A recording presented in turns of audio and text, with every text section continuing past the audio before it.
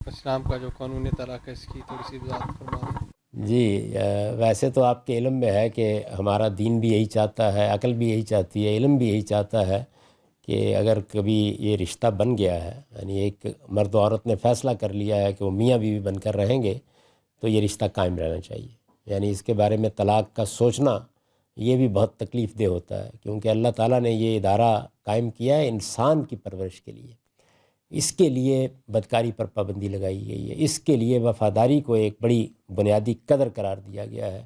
ایک مرد و عورت اصل میں یہ فیصلہ کرتے ہیں کہ وہ خدا کی اسکیم میں شریک ہو رہے ہیں، یعنی خدا نے ان کو ذریعہ بنانا ہے نئی نسل کو پیدا کرنے کا، تو وہ ایک گھر بنائیں گے، خاندان بنائیں گے، جس میں بچے کو وہ رشتے ملیں جن میں وہ پرورش پا کر اور پھر اس کے بعد شعور کی عمر کو پہنچے۔ تو یہ بڑا مقدس رشتہ ہے، اس وجہ سے کوشش تو یہی کرنی چاہیے کہ یہ ایک بار قائم ہو جائے تو اس کے ٹوٹنے کی کبھی نوبت نہ آئے۔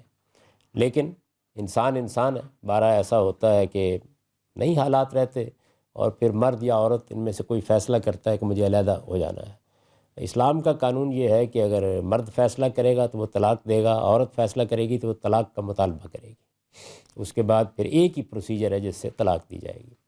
تو طلاق دینے کا طریقہ یہ ہے کہ آپ سب سے پہلے تو اپنا جائزہ لیں کہ اس وقت آپ کسی غصے میں تو نہیں ہیں، اشتعال میں تو نہیں ہیں، آپ بے سوچے سمجھے کوئی بات تو نہیں کہہ رہے، کوئی وقتی محرک تو نہیں پیدا ہو گیا۔ ٹھنڈے دل و دماغ کے ساتھ فیصلہ کریں کہ نوبت یہاں تک پہنچ گئی ہے۔ اللہ کی ہدایت یہ ہے کہ ایک آخری کوشش کر لیں اس موقع پر کہ ایک حکم بیوی کے خاندان سے مقرر کریں، ایک شوہر کے خاندان سے، بزرگ مل کر حالات کو سنوارنے کی کوشش کریں۔ اگر اس میں بھی ناکامی ہو گئی ہے اور آخری فیصلہ یہی ہے کہ طلاق دینی ہے، تو پھر ایک طلاق دی جائے، ایک طلاق۔ میں بار بار عرض کرتا ہوں، اسلام میں کوئی 2 3 طلاق کا تصور ہی نہیں ہے۔ جو لوگ یہ کرتے ہیں کہ وہ 3 طلاق دے رہے ہیں، 2 طلاق دے رہے ہیں، وہ حرام فعل کا ارتکاب کرتے ہیں۔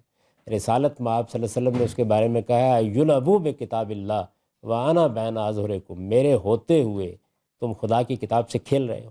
تو ایک طلاق دی جائے گی، ایک ہی طلاق کافی ہے، یعنی کسی دوسری کی ضرورت نہیں ہے۔ قانون یہ ہے کہ 3 مہینے آپ انتظار کریں گے، یہ 3 ایام یا 3 مہینے انتظار کریں گے۔ اگر وہ گزر گئے ہیں تو عورت آزاد ہے، جہاں چاہے نکاح کر لے، چاہے تو اسی شوہر سے دوبارہ نکاح کر لے۔ آپ نے ایک طلاق دے دی، معاملہ ختم ہو گیا، کوئی مزید کام کرنے کی ضرورت نہیں۔ اگر فرض کر لیجئے کہ ان 3 مہینوں میں یہ احساس ہوا کہ یہ فیصلہ میں نے ٹھیک نہیں کیا، تو آپ کو حق حاصل ہے کہ آپ یہ فیصلہ واپس لے لیں۔ جب آپ اس فیصلے کو واپس لے لیتے ہیں تو آپ کو جو اللہ تعالیٰ نے ایک طلاق دینے کا حق دیا تھا وہ استعمال ہو گیا۔ اب وہ بیوی ہے، کوئی نیا نکاح کرنے کی ضرورت نہیں ہے۔